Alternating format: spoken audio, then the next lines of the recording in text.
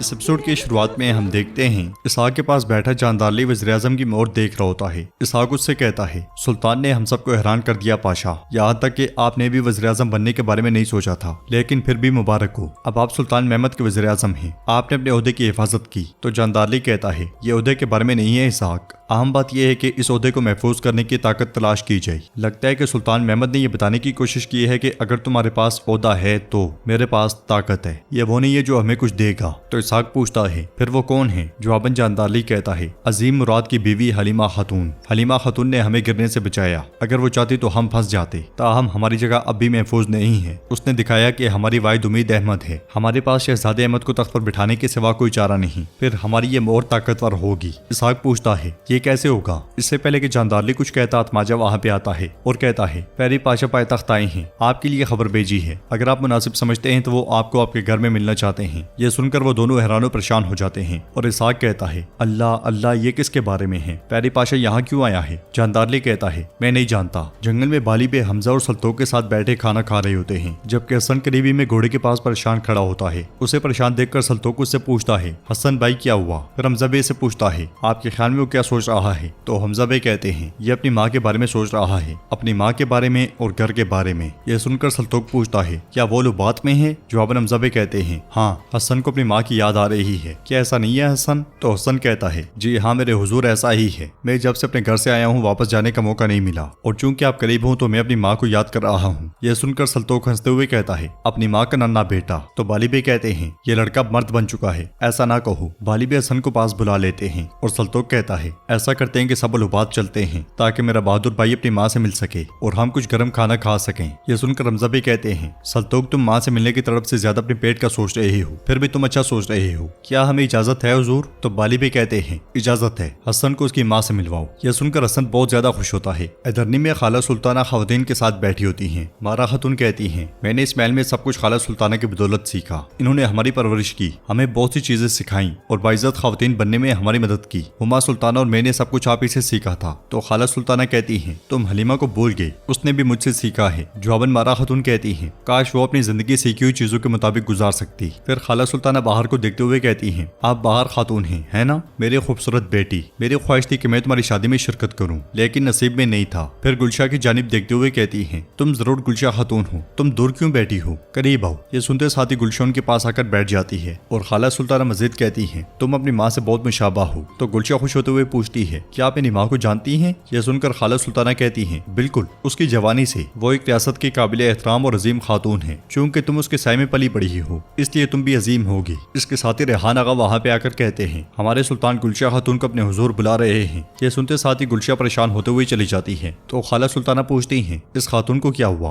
वो एक भेड़ के बच्चे की तरह सहम गई जो भेड़िए को देख लेता है। जवाबन बाहर कहती है, वो उन चीजों का हिसाब देने जा रही है जो उसने बगैर सोचे समझे की है खाला सुल्ताना, जिसकी माँ के साथ मिलाकर उसकी अजमत और इज्जत की आपने तारीफ की है। उसने सुल्तान को मारने की कोशिश की, अब वक्त आ गया है कि वो इसका हिसाब दे। दूसरी तरफ सुल्तान दीवान में बैठे होते हैं। इसलिए में गुलशा वहाँ पे आती है और कहती है, मेरे सुल्तान आपने मुझे बुलाया? तो सुल्तान कहते हैं, करीब आओ, हमें अपनी वो गुफ्तगू खत्म करनी चाहिए जो हमने दूरी छोड़ दी थी। गुलशा कहती है, मेरे सुल्तान मैं आपके रहम की तलबगार हूँ, आपका जो भी हुक्म होगा मैं उसे कबूल करूंगी। सुल्तान कहते हैं, तुमने बहुत सारे झूठ बोले और अपने शोहर के लिए जाल बिछाया गुलशा, ऐसी कोई चीज नहीं जिसे माफ किया जा सके। गुलशा कहती है, तब मैं आपको नहीं जानती थी, मैं अब आपको जानती हूँ। अब शोलों ने मेरे दिल को घेर लिया है, मेरे दिल में उन शोलों की वजह से मैंने अपने बाबा और माँ के साथ धोखा किया, मेरे पास अब कोई और जगह नहीं है, अल्लाह के लिए मुझे तलाक ना दीजिएगा। ये कहते साथ ही गुलशा रोने लग जाती है। सुल्तान कहते हैं, अगर मैं ये हुक्म शहजादे महमद बनकर देता तो मैं तुम्हें तलाक दे देता, लेकिन अब मैं सल्तनत उस्मानिया का सुल्तान हूँ, तुम्हें तलाक देने का मतलब है कि रमान की जमीनों से लड़ाई छेड़ना, इसलिए मैंने ये फैसला किया है। गुलशा खुश होते हुए पूछती है, क्या आपने मुझे माफ कर दिया है?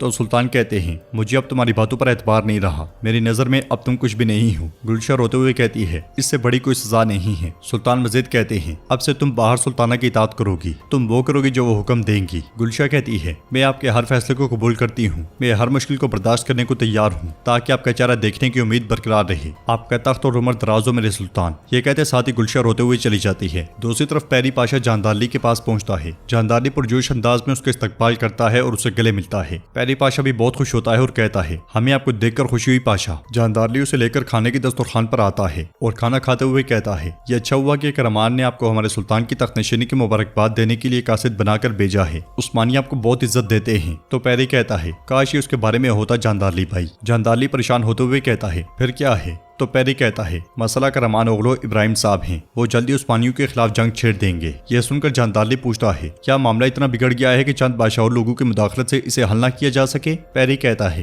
रुस्तम की मौत के अलावा गुलशाह खातून ने सुल्तान महमद को बचाया और इससे आग भड़क उठी। अगर आप और मेरे जैसे तुर्कमान मुदाखलत नहीं करते तो मुसलमानों का बहुत ज्यादा खून बह जाएगा। इस बात से लाइलम जानदारली पूछता है, रुकें पैरी पाशा रुकें, दोबारा बताएं गुलशाह खातून ने क्या किया, रुस्तम को क्या हुआ, शुरू से बताएं ताकि मैं बात समझ सकूं। जवाबन पैरी कहता है, जानदारली पाशा सच तो ये है कि, और इसके साथ ही नाजरीन मंजर पलट जाता है। करामान में तख्त पर बैठे इब्राहिम बे पूछते हैं, क्या तैयारियां हो चुकी हैं? तो एक कमांडर कहता है, हमारी फौज मजबूत है, हमारी तलवारें तेज हैं, हम हमले के लिए आपके हुक्म के मुंतजर हैं मेरे सुल्तान। ये सुनकर इब्राहिम बे कहते हैं, तो फिर चलो वही करो जो हमारे दादा कुरकुत ने हमें कहा था। हम जब लेटे रहते हैं तो हमारे जिस्म को तकलीफ होती है, खड़े होते साथ ही हमारी कमर सीधी हो जाती है। सिपाहियों को निकलने का कहो, चलो शहर को उल्टा दो। मैं अपने पैरों के नीचे किले का कमांडर चाहता हूँ। उस्मानियों को मैदान जंग में करामान ओगलों की ताकत को देखने दो। ये सुनते साथ ही वो सब चले जाते हैं। उधर हम देखते हैं कि शहाबुद्दीन पाशा और जगनोस पाशा काफी ज्यादा परेशान होते हैं। जगनोस पाशा कहते हैं, हम अपने सुल्तान के लिए जान भी कुर्बान कर सकते हैं, लेकिन सुल्तान ने हमें हैरान कर दिया शहाबुद्दीन। तो शहाबुद्दीन पाशा कहते हैं, मैं तो बस ये कह सकता हूँ कि जरूर कोई हिकमत होगी। जगनोस पाशा कहते हैं, ठीक है, आज तक मैंने कभी किसी चीज के बारे में नहीं सोचा,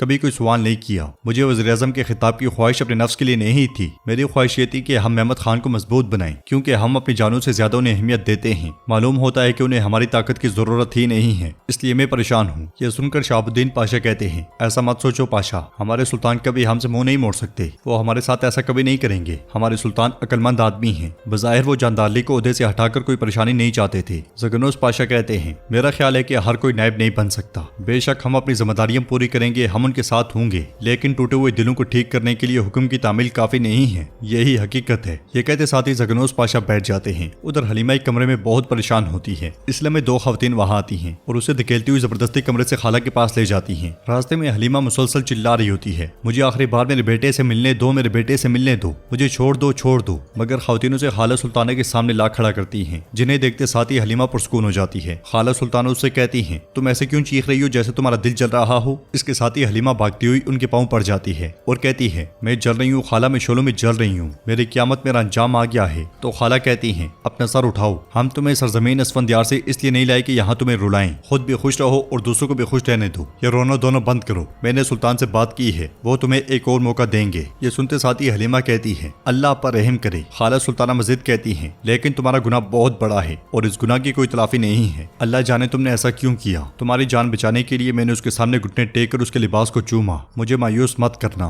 मुझे रुस्वा मत करना। अब से तुम मेरी इजाजत के बगैर कुछ करना तो दूर की बात, सांस भी नहीं लोगी। जवाबन हलीमा रोते हुए कहती है, ना मैं इजाजत के बगैर सांस लूंगी और ना कुछ करूंगी। लेकिन अहमद, मेरे अहमद का क्या बनेगा? और नाजरीन, इसके साथ ये एपिसोड भी इख्तिताम पजीर होती है। अगर आपको वीडियो पसंद आए तो वीडियो को लाइक करें, चैनल को सब्सक्राइब करें और बेल आइकन पर लाजमी से क्लिक कर दें। इंशाल्लाह मिलते हैं नेक्स्ट वीडियो में, तब तक के लिए रखें अपना और अपनों का बहुत ज्यादा ख्याल। अल्लाह निगहबान।